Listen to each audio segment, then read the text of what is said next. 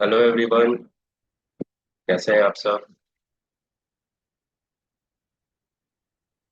चलिए, आज हमारा मॉडल 4 का लास्ट पार्ट है।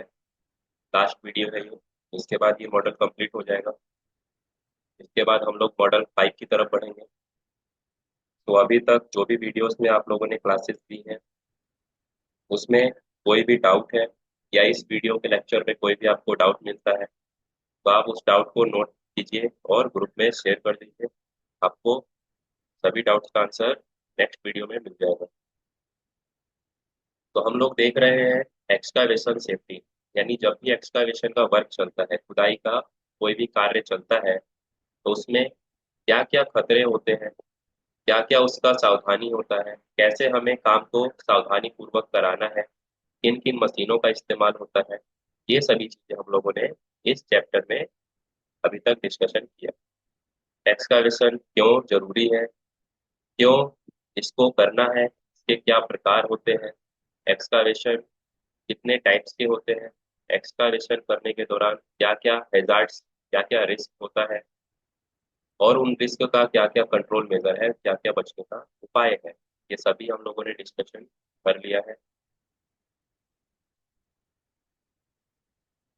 आज हम लोग डिस्कशन करेंगे चेकलिस्ट फॉर्मेट क्या है, और चेकलिस्ट क्यों जरूरी है, और क्या क्या चीजें हमें इसमें देखना होता है।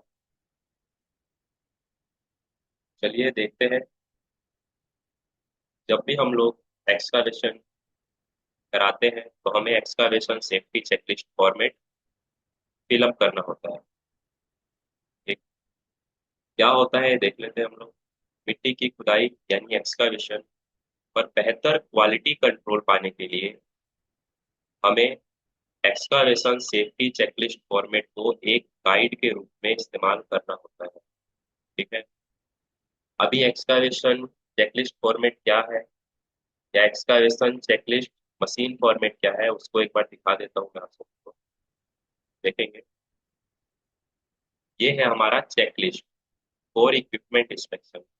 अभी आपके सामने ये जो इमेज है, ये है एक्सकावेटर मशीन का।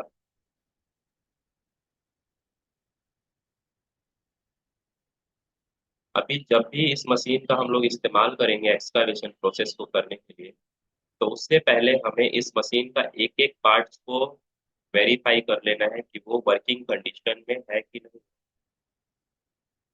ठीक, ऐसा तो नहीं कि कोई पार्ट खराब है और काम करने के दौरान कोई दुर्घटना हो जाए उससे।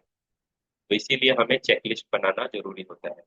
चेकलिस्ट में इन सभी पॉइंट्स को, जो ये पॉइंट्स दिए गए ना, 10, 9, 8, 1, 4, ये सभी इंडिकेट कर रहे हैं उस पार्ट को। उन सभी इंडिकेट पार्ट को आप लोगों को यहाँ पे लिखा भी गया है। ठीक, इन्हीं को आप लोगों को चेक करके वेरीफाई करना होता है, यस या नो के रूप में। यस यानी आपका वो पार्ट ओके है, आप मशीन का काम करवा सकते हैं उस पार्ट से। और कोई पार्ट डैमेज है तो आपको मशीन को अपने काम में इस्तेमाल नहीं लेना है। ठीक, कोई पार्ट खराब है तो उसका मेंटेनेंस कराइए, रिपेयर कराइए, तब उस मशीन का इस्तेमाल आप कीजिए। चलिए, और क्या चेक पॉइंट्स होते हैं उसको हम लोग देख लेते हैं। चेकलिस्ट पॉइंट में पहला है, एक्सकावेशन का काम शुरू करने से पहले निर्माण क्षेत्र की तस्वीरें ले लें और सुनिश्चित कर लें कि पर्याप्त क्रॉस सेक्शन लिए गए हैं या नहीं, और निर्माण के दौरान प्रगति की तस्वीरें लेना जारी रखें। यानी आपको एक्सकावेशन एरिया का फोटोज लेते रहना है और उनको क्रॉस सेक्शन में बांट देना है, और तब अपने एक्सकावेशन के कार्य को करवाना है। ठीक है। क्रॉस सेक्शन क्यों करवाया जाता है, ताकि आपको हर एरिया का एक एक पॉइंट में यूटिलिटी लाइंस वगैरह को वेरीफाई कर लें आप लोग, यानी जमीन के नीचे क्या क्या चीजें हैं उसको आप अच्छे से वेरीफाई कर लें। इसीलिए क्रॉस सेक्शन करके काम करवाया जाता है, और काम का लगातार फोटो लेना जारी रखते हैं। नेक्स्ट होता है, जल स्तर की ऊंचाई का पता लगाएं। उसके लिए आप बोरिंग के लॉग की समीक्षा करें, या निर्धारित करने के लिए कि अन उपयोग मिट्टी का सामना करने की संभावना है कि नहीं।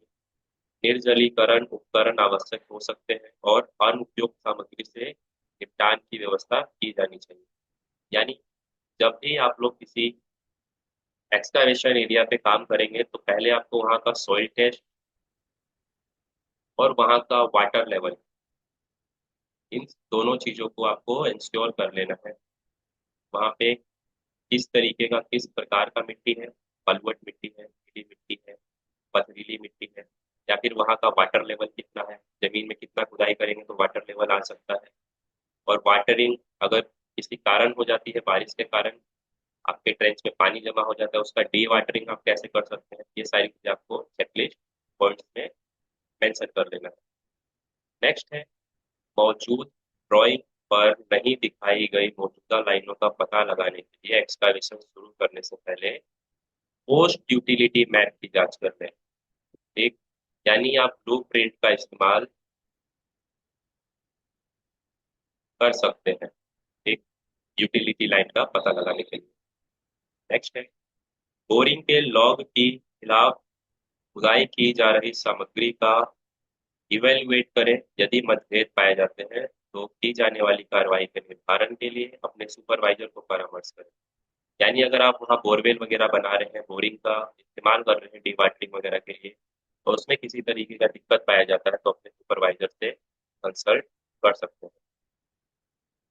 अगला है, जांच करें कि स्वीकृत disposal areas and haul roads का उपयोग किया जाए। ठीक, यानी आप ये इंश्योर रखें कि आपका जो आने जाने का एरिया है वो प्रॉपर हो, हॉल रोड्स हो, एक बैरिकेशंस वगैरह प्रॉपर है, ये सारी चीजें आपको मेंटेन कर लेना है वर्क प्लेस पर। सैनिटरी और स्ट्रॉन्ग ड्रेन, इलेक्ट्रिकल केबल, संचार केबल, गैस लाइन्स के लिए आवश्यक सुरक्षा के स्थान की जांच करें जिन्हें भारी अर्थ मूविंग उपकरण द्वारा नुकसान पहुंच सकता है। यानी अगर वर्क प्लेस में कोई ओवरहेड पावर लाइन है या फिर जमीन के अंदर कोई पावर लाइन है या गैस पाइपलाइन है, कुछ भी चीजें हैं, तो उन लोगों का आपको, उन चीजों का आपको ध्यान रखना है कि उसको किसी तरीके का मूविंग उपकरण, यानी मोबाइल इक्विपमेंट्स, यानी जो आपका जेसीबी मशीन है, जिसको कि आप एक्सकावेटर बोल सकते हैं, और बोलना ही एक्सकावेटर है, ठीक, तो जेसीबी जेसीबी बोलते हैं, कंपनी है जेसीबी, है ना, मेरे मुंह से भी जेसीबी ही निकलता है। तो ये जो भी मोबाइल इक्विपमेंट्स हैं, इसका ध्यान रखना है कि किसी भी वायर या किसी भी गैस पाइपलाइन, किसी भी वाटर पाइपलाइन, इनके इनको खराब ना कर रहा हो, इनको इनके ऊपर से जाके इनको नुकसान ना पहुंचा रहा हो, इसका ध्यान रखना है हमें। अगला है, एक्सकावेशन से संतोषजनक सामग्री के उपयोग का इंस्पेक्शन करें। यानी एक्सकावेशन के दौरान जो भी आप मटेरियल्स निकाल रहे हैं, एक, उनका आप लोगों को इंस्पेक्शन भी करना है। इस बात पर जोर दें कि खुदाई स्पेसिफाइड ऑर्डर में की जाए।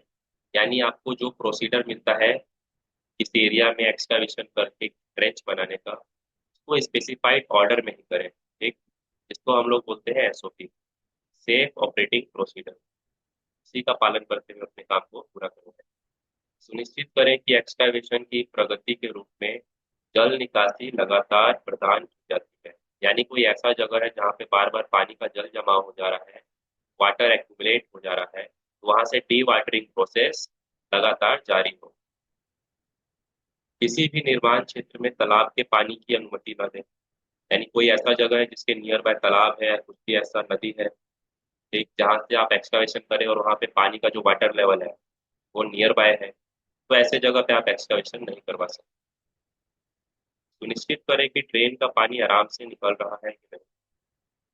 ड्रेन यानी जो भी पाइपलाइंस वगैरह है, उसके थ्रू जो भी आप डी वाटरिंग कर रहे हैं, ड्रेनेज कर रहे हैं, उसका आप डी वाटरिंग कैसे कर रहे हैं, वो प्रॉपर तरीके से हो रहा है कि नहीं हो रहा है। नेक्स्ट, सुनिश्चित करना है कि खुदाई पूरा होने से मिट्टी के असर पर कोई विशेषता, मतलब सुनिश्चित करें कि खुदाई के पूरा होने पर मिट्टी की असर विशेषताओं की लिए आवश्यक इंस्पेक्शन किए गए हैं कि नहीं। यानी खुदाई हो जाने के बाद मिट्टी का आपको क्या करना है, किस मिट्टी का, तो एक्सकावेटेड सॉइल का, एक्सकावेटेड सॉइल का आपको क्या करना है, ठीक, उस चीज का भी इंस्पेक्शन आप लोगों को पहले ही कर लेना होता है। तो ये था हमारे आज के वीडियो में। आज का कंप्लीट होता है वीडियो, चैप्टर भी कंप्लीट है। बाकी जो भी डाउट्स है आप लोग ग्रुप में पूछ सकते हैं, ये मैसेज कर सकते हैं। बाकी आप लोगों से मिलते हैं नेक्स्ट वीडियो में। तब तक के लिए गुड बाय सभी को।